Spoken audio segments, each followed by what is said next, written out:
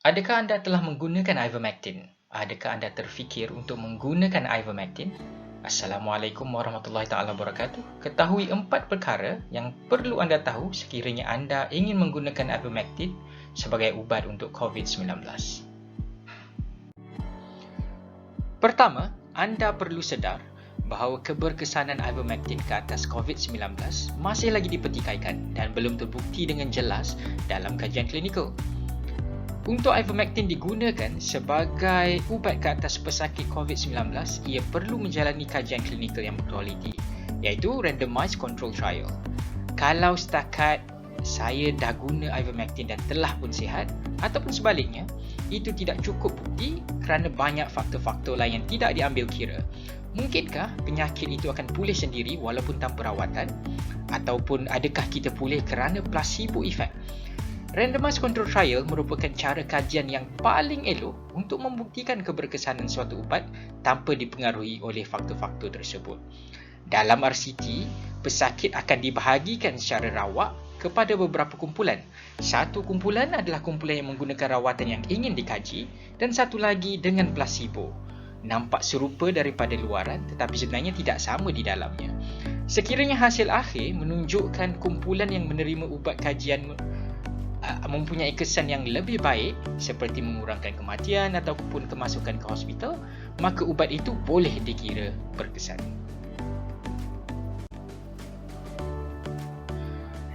Namun untuk ivermectin, walaupun terdapat banyak randomized control trial yang telah dilakukan, banyak kajian-kajian tersebut tidak menepati ciri-ciri kajian yang berkualiti.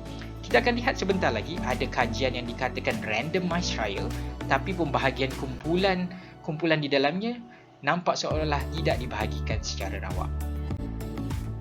Sebagai contoh, RCT, Randomized Control Trial, yang dijalankan oleh Al-Ghazar pada tahun 2020. Jadual ini merupakan ciri-ciri pesakit 4 kumpulan dibahagikan sebelum rawatan itu dilakukan. Sepatutnya kumpulan-kumpulan ini adalah sama pada awalnya. Ada kumpulan yang menerima ivermectin dan ada yang menerima ubat lain seperti hydroxychloroquine. Akan tapi kita dapat lihat perbezaan yang ketara dan signifikan di antara kumpulan-kumpulan tersebut. Sebagai contoh, serum ferritin dan D-dimer terdapat perbezaan ketara.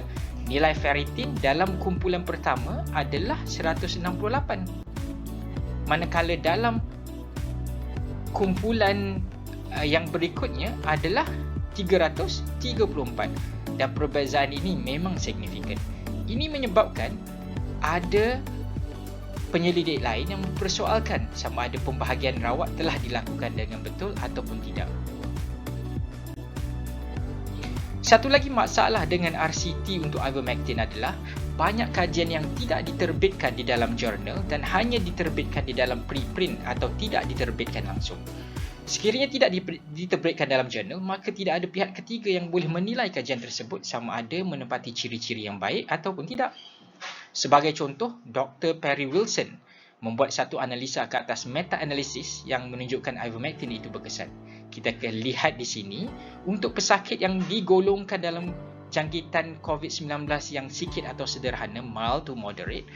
Dalam banyak-banyak kajian yang dipetik, hanya satu sahaja yang telah diterbit dan dikaji oleh pihak ketiga, manakala yang lain tidak melalui proses tersebut.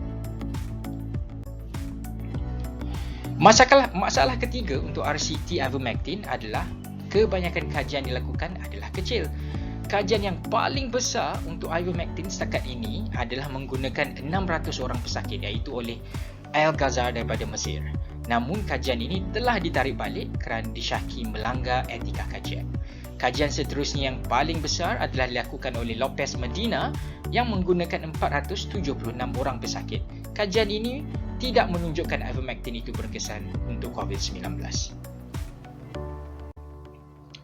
Saya ada sebutkan tadi bahawa kajian utama yang menunjukkan ivermectin itu berkesan terhadap COVID-19 yang dibuat oleh Al-Ghazar telah ditarik balik disebabkan kesalahan etika. Ini terjadi di pertengahan bulan Julai 2021.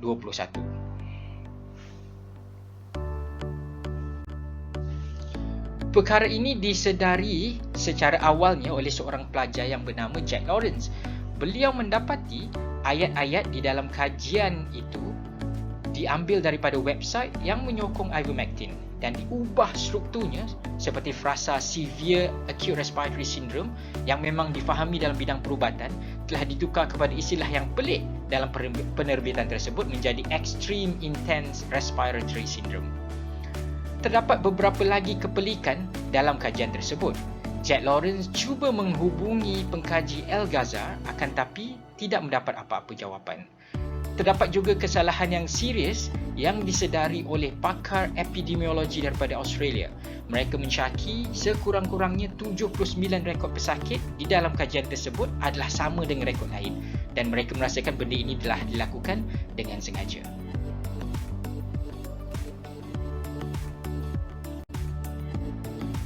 Dan untuk mengatasi kekurangan RCT yang berkualiti, kita kadang-kala boleh melakukan meta-analisis di mana kesemua RCT yang boleh diterima pakai akan dianalisa secara bersama. Cochrane Library memang terkenal sudah berpuluh-puluh tahun dalam melakukan analisa begini. Cochrane Review merupakan meta-analisis yang paling berkualiti dan biasanya mengatasi meta-analisis yang lain. Kajian meta-analisis oleh Cochrane baru diterbitkan pada bulan Julai yang lalu. Mereka membandingkan ivermectin dengan placebo atau standard of care. Mereka mendapati terdapat 14 RCT dengan 1,600 orang pesakit yang boleh diterima pakai. Rumusan mereka? Mereka mendapati bahawa ivermectin masih belum terbukti dalam mengurangkan kematian atau keterukan pesakit yang mendapat jangkitan COVID-19. Perkara kedua yang perlu anda tahu adalah sekiranya anda ingin menggunakan ivermectin, anda sebenarnya adalah dalam golongan minoriti. Majoriti Persatuan Perubatan Seluruh Dunia masih lagi belum bersetuju dengan penggunaan ivermectin untuk COVID-19 kerana kekurangan bukti. Persatuan Kesihatan Sedunia iaitu WHO mengatakan ivermectin belum terbukti berkesan. FDA iaitu persatuan yang menjaga ubat-ubatan di Amerika mengatakan ivermectin belum terbukti berkesan. Apa lagi? Persatuan perubatan yang mewakili Eropah iaitu European Medicine Agency mengatakan ivermectin belum lagi berkesan.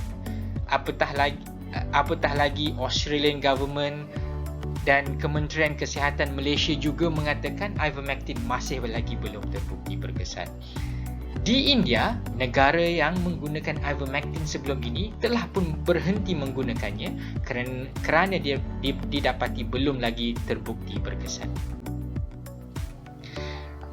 Kita mungkin pernah mendengar mereka yang mengatakan ivermectin tidak mempunyai kesan sampingan dan adalah selamat, malah di parlimen sekalipun. Memang tidak dinafikan bahawa kesan sampingan daripada ivermectin jarang dilaporkan. Walaupun digunakan secara meluas di Afrika untuk rawatan parasit tertentu, cara penggunaannya adalah lain seperti sekarang. Mereka menggunakannya apabila diperlukan sahaja dan bukan secara berterusan setiap hari. Oleh itu, sekiranya manusia yang ramai ini mengambilnya dan pada dos yang berterusan, tentulah lebih tinggi kemungkinan untuk kesan sampingan itu berlaku. Mengikut MIMS, kadar ataupun kesan sampingan yang boleh berlaku dengan ivermectin adalah kegatalan, bengkak, tekanan darah rendah, cirit-birit, muntah serta boleh berlaku kekeliruan ataupun encephalopathy.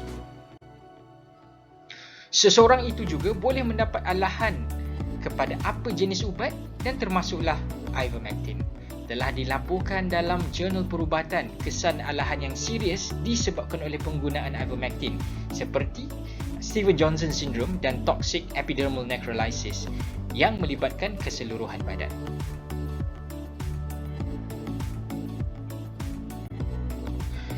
Pengambilan ivermectin juga boleh menyebabkan seorang itu menjadi koma seperti laporan di dalam New England Journal of Medicine pada tahun 2020 di mana seorang budak yang berumur 13 tahun telah diberikan satu sahaja dos ivermectin untuk rawatan kudis buta sebagaimana sepatutnya. Namun hanya dengan satu dos, beliau menjadi keliru, kesukaran berjalan dan seterusnya koma. Kajian selanjutnya mendapati bahawa beliau mempunyai genetik mutasi pada ABCB1 yang menyebabkan badan beliau tidak dapat melindungi otaknya daripada toxic ivermectin. Dan itu juga boleh berlaku kepada sesiapa yang mempunyai mutasi sebegini. Mungkin kita akan bertanya, sekiranya ivermectin ini belum lagi dibuktikan berkesan, kenapa segelintir kumpulan begitu bersungguh untuk menggunakan ivermectin untuk COVID-19? Tidak dinafikan bahawa kebanyakan mereka mungkin ikhlas dan percaya bahawa ivermectin memang berkesan terhadap COVID-19. Mereka juga mungkin merasakan bukti yang ada belum lagi mencukupi, akan tapi disebabkan kita berada dalam suasana kecemasan begini, apa sahaja yang mungkin berkesan patut digunakan.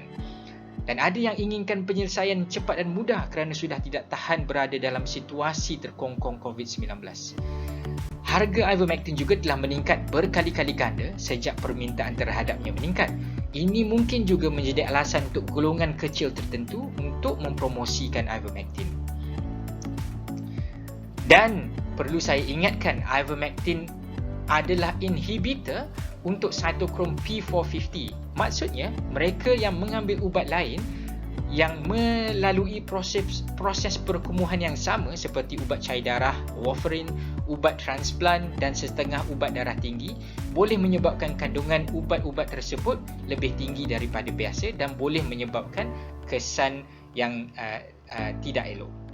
Dan akhir sekali, tidak dinafikan bahawa di dalam kumpulan yang menyokong ivermectin, di dalamnya terdapat kumpulan dan individu yang mempunyai agenda mereka sendiri seperti anti-vaksin, peminat tegar teori konspirasi dan sebagainya.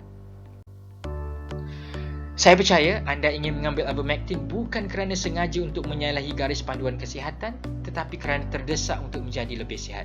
Pada saya, sekiranya anda telah divaksin, itu sudah cukup insya-Allah sebagai satu pertahanan badan yang cukup untuk mengelakkan kematian dan mendapat COVID-19 yang teruk.